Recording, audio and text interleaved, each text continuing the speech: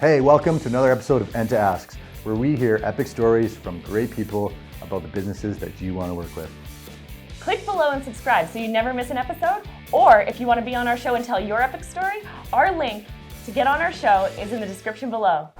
Hello, and welcome to another episode of ENTA Asks. I'm Adam Colazetti. And I'm Caitlin Bullock. And who do we have on our show today, Caitlin? Oh, I'm very excited. We have Kashan Awais, and he's from Naburva. He is the president and CEO. And what do? They help businesses unlock their potential.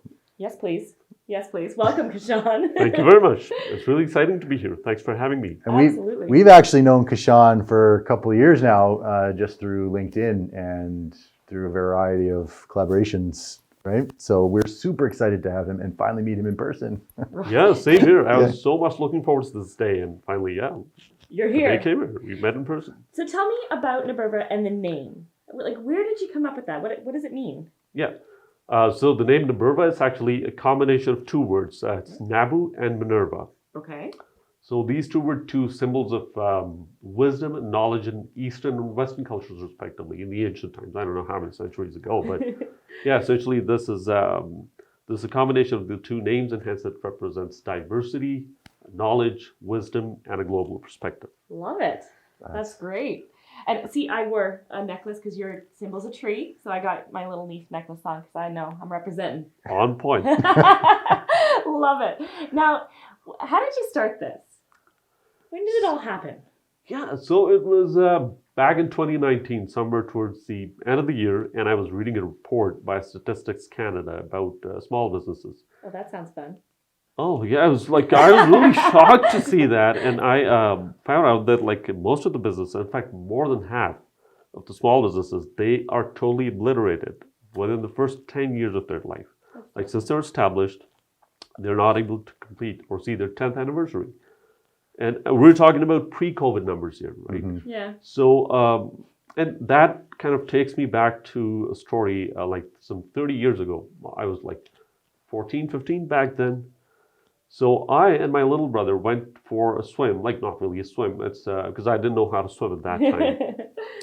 So there was a little river that flowed close to where we lived at that time. So usually the water was really shallow, and I really liked water. I was passionate about swimming. Yeah.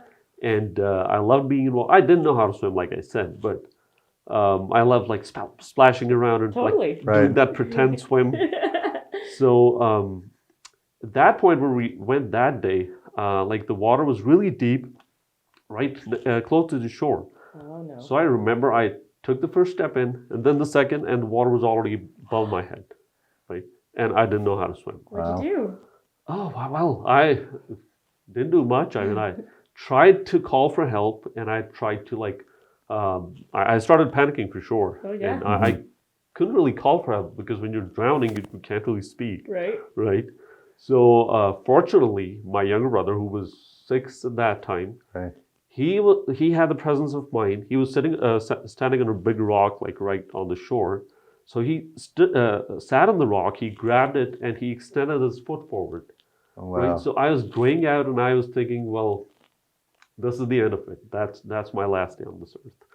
So in those very few moments before I would totally black out, I grabbed his foot, and I just dragged myself to the shore, which was a couple of feet away. Yeah. So coming back to the small business thing, so many small businesses, if not most, they start out of pure passion and passion alone. They love to swim. Yeah. They love to play in the water. I can speak to that. That's yeah.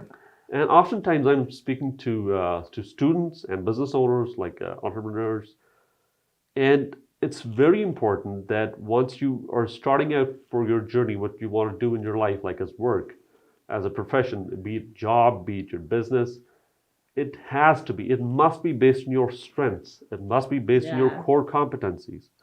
If you can add passion to it, well, that's great. But passion alone is not a condition for success. Right. That's very important. Because you're going to step off that ledge. Right. And you wouldn't know how to swim, You right? wouldn't know how to swim. So, and interestingly enough, a few weeks back, I was speaking to someone at a Canadian company here in Calgary. Yeah.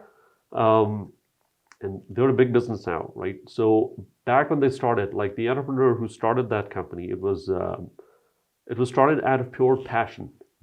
Yeah. They didn't recognize their true strengths, their core competencies.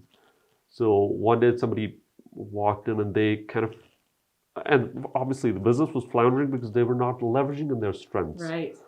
Okay. So they wanted to sell, and somebody walked in and they recognized what was the strength of that business and they bought it out. And the business that was floundering like a few decades back, which was based on purely passion alone, Yeah. now it's a big company and they have like 45-ish branches across Canada and international operations because they leveraged their strengths. Right. Right. So, So did you ever learn how to swim then? Well, next day I took a rope, I grabbed it with my ankle, tied it up with something on the shore, and I went to the water again because I wanted to learn how to swim because like once I discovered there's some weakness that I have, I like try my best to work on it and overcome that. Right. Yeah. And this is kind of like a never-ending process. It goes on with your life. So if you want to continually develop yourself and kind of.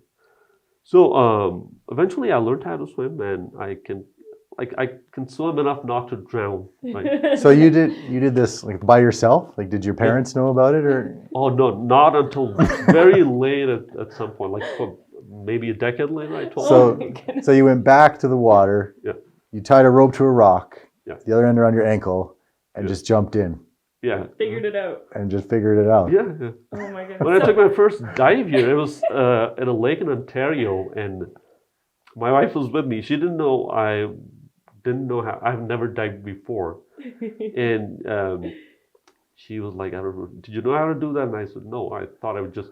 I know how to swim. I know how to fall. Yeah, that much so I'll yeah. figure it out." Did you belly flop? Not really. Yeah, a couple of times, but not on the first try, fortunately. Yeah, So, nice. because if she would know, I mean, she wouldn't let me go near water after. Yeah.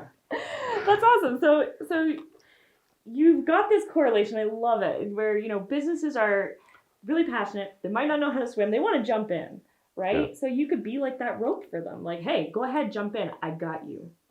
Exactly. Have So your that was, sorry, that was precisely the idea. That was the rationale behind establishing Naburva, because we wanted to help these businesses, which were in order to help them figure out their core competencies, which would eventually help them grow and not drown or not floating in the river face down, right? So that's what we do. That's what we try to help small businesses or entrepreneurs with. And yeah, this is our mission. That is such a cool story. I love that story with the rock and the swimming. Man, I can't even imagine. Just, on my own. That right? If anybody's gonna succeed, it's you. Like that, anybody who jumps in like that and says, "I'm gonna learn this and I'm gonna figure it out." That's just amazing. And so I can't wait to see how Naburva is growing over the years. And we've got some really exciting stuff coming up. You're gonna actually give out tips for small businesses next episode. And I hear you have an exciting launch coming up. So we wanted to pick your brain on that too and hear about that if you're willing to share. Are you ready to share that launch? Ooh, guys. That'll be really exciting. Stay tuned. Kashan is going to tell us some really exciting stuff in the next episode. We'll see you there. So Kashan, tell us, what is the best way to get a hold of you?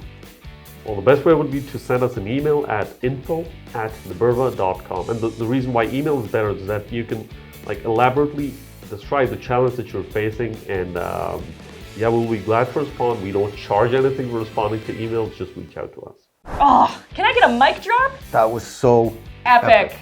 Join us next time on Enta Asks.